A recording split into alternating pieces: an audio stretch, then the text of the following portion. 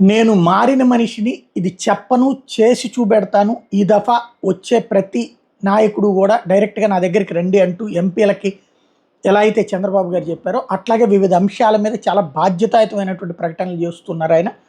కేంద్రంలో రెచ్చగొట్టాలని ప్రయత్నం చేసినా మీరు కోరుకున్నటువంటి వార్తలు నేను ఇవ్వదలుచుకోలేదు. నేను ఎన్‌డీఏలో భాగస్వామినే. రాజకీయం ఎట్లుంటదో నాకు తెలుసు. ఒక కూటమి ఎట్లుంటదో నాకు తెలుసు అన్నటువంటి పాయింట్‌ని చాలా స్పష్టంగా చెప్పారు. అలాగే తాజాగా తన పర్యటన సందర్భంగా ప్రజల్ని ఇబ్బంది పెట్టేలా ట్రాఫిక్ ఆపొద్దని చంద్రబాబు గారు స్పష్టం చేశారు. ఇవాళ ఆయన ఢిల్లీ వెళ్తున్నటువంటి సందర్భంలో కూడా ట్రాఫిక్ ఓవర్ అంటే జగన్ వెళ్తున్నప్పుడు సాధారణంగా ఆయన ఎప్పుడు హెలికాప్టర్లో తిరుగుతారన్న కింద ఆపేసేలాంటి కార్యక్రమం ఉంటుంది. అట్లా కాకుండా చంద్రబాబు గారు వెళ్ళే రూట్లో ఒక 5 నిమిషాల ముందు తప్పించి ఓ అరగంట గంట ఆపేటటువంటి కార్యక్రమం లేకుండా చాలా జాగ్రత్తలు తీసుకున్నారు.